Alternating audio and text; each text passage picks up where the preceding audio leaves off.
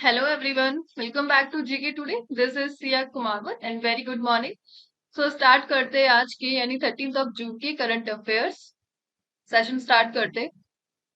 First question है, as per the fifth state food safety index which state secured the top ranking among the larger states. तो larger state की category में किस state ने state food safety index में top किया है? So answer होगा इसका केरल. ठीक है, बात हो रही है यहाँ पे स्टेट फूड सेफ्टी इंडेक्स की. इसका एडिशन कौन सा है? फिफ्थ एडिशन है. किसने इसको लॉन्च किया? तो इट इज रिलीज्ड बाय फसाई यानी food safety and standard authority of India. और कब? 7 जून को. 7 जून को क्या था? तो 7 June we celebrated world food safety day. ठीक है, तो ये जो इंडेक्स है तो बेसिकली इसमें तीन कैटेगरीज दी गई: larger state, smaller state and UT. So larger state की कैटेगरी में केरल को मिला top rank, followed by Punjab and Tamil Nadu. Smaller state की कैटेगरी में मिला गोवा को and followed by Manipur and Sikkim. And UTs में जो फर्स्ट रहा वो जम्मू कश्मीर रहा, देन सेकेंड नंबर पे दिल्ली रहा एंड देन चंडीगढ़ रहा. ठीक है, तो ये हो गया इंडेक्स. अब मैं क्या करूंगी यहाँ पे टॉपिक वाइज कुछ भी जो टॉपिक, जैसे इंडेक्स की बात हो गई तो मैं आपको जितने भी प्रीवियस इंडेक्स रहे मैं उनका रिवीजन करा दूंगी. डेली अपन कोई ना कोई टॉपिक लेंगे और उसका प्रीवियस भी रिवीजन कर लेंगे. तो आज मैं इंडेक्स उठा रही हूँ, यानी पिछले मंथ में जितने भी इंडेक्स रहे, जितने पॉसिबल हो सकते हैं, मैं आपको रिवाइज कराती हूँ. तो रेडी रहना, स्टार्ट करते हैं. तो देखिए मैं इंडेक्स की बात करती हूँ. पहला था world press freedom index. India की रैंक थी इसके अंदर 161 और टॉप किया था नॉर्वे ने. फिर हम बात करते हैं हैंकेस 2022 माइजरी इंडेक्स. इंडेक्स में इंडिया की जो रैंक थी वो 103 थी और फर्स्ट पे कौन था? जिम्बाब्वे. देन बात करते हैं वर्ल्ड डेवलपमेंट रिपोर्ट 2023. सो इनकी जो रिपोर्ट आई थी वो थी माइग्रेंट्स रिफ्यूजीज सोसाइटी. और किसने पब्लिश की थी? वर्ल्ड बैंक ने पब्लिश करी थी ये रिपोर्ट. देन बात कर लेते डेमोक्रेसी रिपोर्ट आई थी 2023. किसने पब्लिश की थी? बाय वी डैम. अब इसमें जो टॉप किया था वो किसने किया था? डेनमार्क ने किया था. और दो कैटेगरी में थी ये, एलडीआई यानी लिबरल डेमोक्रेसी इंडेक्स और ईडीआई यानी इलेक्ट्रल डेमोक्रेसी इंडेक्स. एलडीआई में इंडिया की रैंक थी 97 और इलेक्ट्रल में इंडिया की रैंक थी 108. इसी के साथ अगर मैं बात करूं हैप्पीनेस इंडेक्स की, तो वर्ल्ड हैप्पीनेस इंडेक्स में इंडिया की रैंक कितनी थी? 126 थी. आईपी की मैं बात करूं, इंटरनेशनल इंटेलेक्चुअल प्रॉपर्टी इंडेक्स, तो उसमें इंडिया की रैंक कितनी थी? टॉप किया था यूएसए ने. और हैप्पीनेस इंडेक्स में किसने किया था? फिनलैंड ने किया. ठीक है, करप्शन इंडेक्स आया था जिसमें डेनमार्क फर्स्ट पे रहा था. और इसी के साथ एक आया था ग्लोबल रिस्क रिपोर्ट 2023 जिसकी थीम थी cooperation in fragmented world. Fine, तो ये हो चुके हैं लास्ट के index. World press freedom index, thank you 2023 misery index and so on. Next देखते हैं. So next है, what is the outlay of exploration of coal and lignite scheme for from 2021 to 2025? So scheme है कौन सी? exploration of coal and lignite scheme. So outlay पूछा जा रहा है इसका, कितना बजट रहा है इसका, कोस्ट पूछी जा रही है. So आंसर होगा इसका 298 करोड़ का आउटले है. किसने अप्रूव करा है? So it is approved by CCEA यानी cabinet committee on economic affairs. Scheme कौन सी है? Exploration of coal and lignite scheme. ये स्कीम है. एक्सपेंडिचर कितना आने वाला है? 298 करोड़ का आया है. ठीक है, और इसी के साथ अगर यहाँ पर बजट की बात हो रही है तो मैं आपको रिवाइज करा देती हूँ बजट वाले टॉपिक्स. जिसका जो आउटले आया था, सेंट्रल बजट था. किसमें आता है? आर्टिकल 112 में आता है. जो टोटल एक्सपेंडिचर इस बार जो हुआ था वो कितना था, यानी बजट में जो टोटल एक्सपेंडिचर शो हो रहा है कितना होगा? 45,03,097 करोड़. ठीक है, ये इस साल का है 23-24. इससे पहले कितना था? 41,87,232. कब? 22-23 में. अदर डेटा की मैं बात करूं, जस्ट लाइक रेलवे, तो रेलवे का कितना था इस बार? 2.40 lakh crore. Youth and sports ministry की मैं बात करूं तो मिला था 3397.32 करोड़, 32 करोड़। डिफेंस में देखें तो डिफेंस में गया था इस बार 54 लाख करोड़। ठीक है, एंड एजुकेशन में ये आप बताएंगे। ठीक है, ट्राई कीजिए। आगे बढ़ते हैं। नेक्स्ट है, ministry of power launch the mission on advanced and high impact research called MAHIR along with which union ministry. So जो ऊर्जा मंत्रालय है, उन्होंने किस केंद्रीय मंत्रालय के साथ उन्नत और उच्च माहिर प्रभाव अनुसंधान पर मिशन लॉन्च किया, यानी माहिर। तो देखिए यहाँ पे पहले इंपॉर्टेंट रह गया माहिर, जिसका फुल फॉर्म क्या है? Mission on advanced and high impact research. Ministry of power ने लॉन्च करा है, किसके साथ लॉन्च करा है? मिनिस्ट्री ऑफ रिन्यूएबल एनर्जी के साथ। सो दोनों का कंबाइंड मिशन है माहिर। माहिर की फुल फॉर्म ध्यान रखना। और ज्वाइंटली हो गया, और कौन है इसके लिए यूनियन मिनिस्टर? आर के सिंह।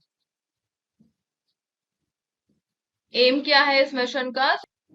फैसिलिटेट करना है क्या? Indigenous research, development, demonstration of the latest and emerging technology in power sector. यानी पावर सेक्टर में जो लेटेस्ट एंड डेमोन्स्ट्रेटिंग टेक्नोलॉजी है, इमर्जिंग टेक्नोलॉजी है, उसको डेवलप करवाना है। साथ ही साथ जो इंडिजिनस रिसर्च के जो सोर्सेज है उसको फैसिलिटेट करना इसका एम रहा। फाइन, आगे बढ़ते। नेक्स्ट है, ministry of women and child development launched Amrit generation campaign नए भारत की सपने अलोंग विद विच कंपनी। तो जो ministry of women and child development है, जिसकी यूनियन मिनिस्टर कौन है? स्मृति ईरानी। उन्होंने लॉन्च करा है अमृत जनरेशन कैंपेन नए भारत के सपने अलोंग विद विच कंपनी। तो ये किया है मेटा के साथ किया है। आंसर क्या होगा इसका? मेटा के साथ किया है। सो मेटा के जो प्रोडक्ट है बेसिकली आप जानते हैं, जैसे लाइक व्हाट्सएप हो गया, फेसबुक हो गया, इंस्टाग्राम हो गया। इसके अलावा और कौन से? तो इसके अलावा एक मैपिलरी है, मैपिलरी भी इसका प्रोडक्ट है, मेटा का है। एक डीएम है, एक वर्क प्लेस है, और एक वीडियो गेम भी है जिसका नाम था ऑक्यूलस क्वेस्ट। तो ये सब मेटा के प्रोडक्ट है, जिसके जो सीईओ है कौन है? Mark Zuckerberg. फाइन, आगे बढ़ते। नेक्स्ट है, which institution launched the national campaign addiction free Amritkaal. तो किसने लॉन्च करा है एडिक्शन फ्री अमृतकाल? किस इंस्टीट्यूशन ने लॉन्च किया है? तो आंसर होगा इसका एनसीपीसीआर ने किया है। एनसीपीसीआर का फुल फॉर्म क्या है? National commission for protection of child right. ठीक है, ये इसका फुल फॉर्म है। कब आया था ये? 2007 में आया था। न्यू दिल्ली में आपको इसका हेडक्वार्टर मिलेगा। और इनके जो चेयरमैन है वो कौन है? जो चेयरमैन है वो है प्रियांक। सो इन्होंने ये कैंपेन चलाया है, दैट इज एडिक्शन फ्री अमृत काल। ठीक है, और कब? 31 मई को। क्या किया था अपन ने 31 मई को? तो 31 मई को अपने सेलिब्रेट किया था वर्ल्ड नो टोबैको डे। और उसी के साथ थीम फिर आप ध्यान रख लेना, क्या थी theme? We need food not tobacco. Fine, आगे बढ़ते हैं। सो नेक्स्ट है, which country passed ICCPR act to incorporate rights acknowledged by ICCPR into their domestic legal system. So international level पे बात की जा रही है। ICCPR द्वारा स्वीकृत अधिकारों को अपने घरेलू कानून प्रणाली में शामिल करने के लिए इस देश ने ICCPR अधिनियम पारित किया। ठीक है, तो इस क्वेश्चन को आंसर करने से पहले समझना बहुत जरूरी है। देखिए यहाँ पे बात हो रही है ICCPR, क्या है ये, इसकी बात कर लेते हैं पहले। देखो क्या हुआ था, 1966 में यूएन ने अडॉप्ट किया था ICCPR, यानी international covenant on civil and political right.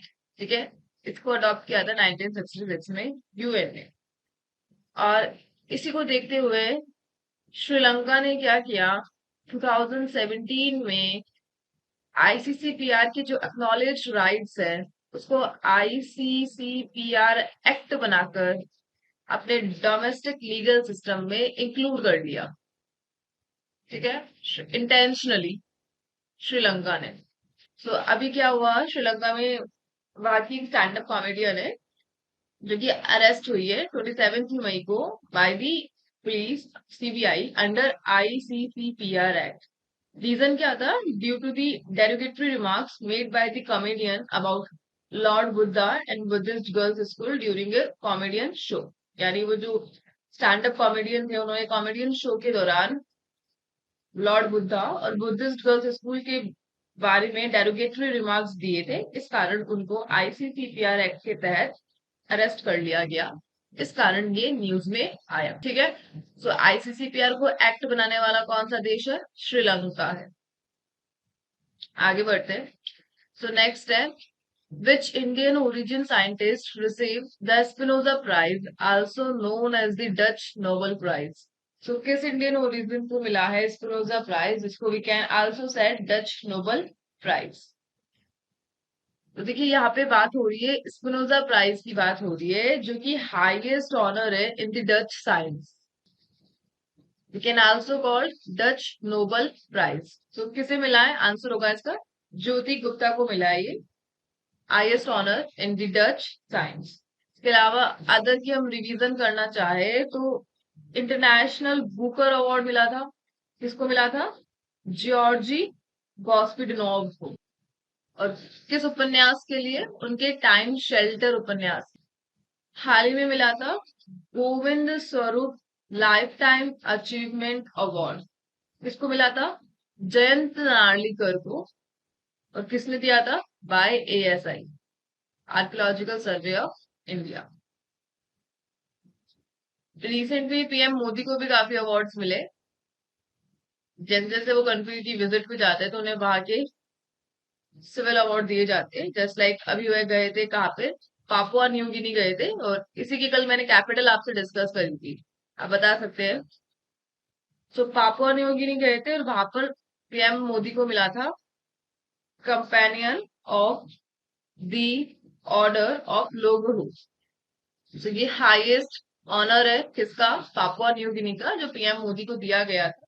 इसी के साथ में अगर 2018 के बाद पीएम मोदी को दिए गए अवार्ड्स की बात करें तो उसी में से अभी 2021 में भी मिला था। कौन सा अवार्ड मिला था? जब वो गए थे भूटान, तो उन्हें भूटान का हाईएस्ट अवार्ड मिला था, honour award, that is order of the Druk guano. Order of the Druk guano, sorry it's a Druk Gyalpo. Druk Gyalpo, also known as the order of dragon king. किसका है? भूटान का है, जो दिया गया था पीएम मोदी को। फाइन, आगे बढ़ते हैं। सो नेक्स्ट है, विच स्टेट और UT approve the guaranteed pension scheme to the employees? So किसने अप्रूव करी है guaranteed pension scheme? So state news के अंडर आ गया ये क्वेश्चन। सो आंसर होगा इसका आंध्र प्रदेश। सो आंध्र प्रदेश की गवर्नमेंट ने हाल ही में क्वालिफाई कराया है कि वो क्वालिफाई एम्प्लॉयज को 50% सैलरी देंगे एज अ पेंशन। ठीक है, सो गारंटेड पेंशन स्कीम किस राज्य की है? आंध्र प्रदेश की है। इसी के अलावा मैं बात करूं स्टेट में उसकी, सो गुड़गांव में क्या हुआ था? HUDA city centre cyber city metro project. ठीक है, तो अगर पूछा जाए HUDA city centre cyber city metro project, ये कहाँ का है? गुड़गांव का है। देवंकनम चारुहरितम, ये कहाँ की स्कीम है? ये केरल की है। देवंतनम चारुहरितम, केरला की। आगे बढ़ते हैं। तो नेक्स्ट है, which country is the host of the Air Defender 23 Air Force exercise? तो कौन सा देश है जो air defender 23 air force exercise की होस्ट सिटी रहा? तो आंसर होगा इसका जर्मनी रहा। ठीक है, air defender 23 air force exercise किसने अरेंज कराई थी? बाय नाटो ने कराई थी। तो ये तो हो गई, जर्मनी की थी ये, जर्मनी ने इसको होस्ट किया था। और रिसेंट में ही हुई थी इंडिया एंड सऊदी अरेबिया के बीच में, कौन सी? अल मोहम्मद अल हिंद, किसके बिटवीन हुई थी? Indian navy and royal Saudi naval force. इसी के साथ में अभी हुई थी समुद्र शक्ति, किसके बिटवीन हुई थी ये? India and Indonesia, just like Garuda Shakti. India और इंडोनेशिया की बिटवीन गरुड़ शक्ति होती है समुद्र शक्ति।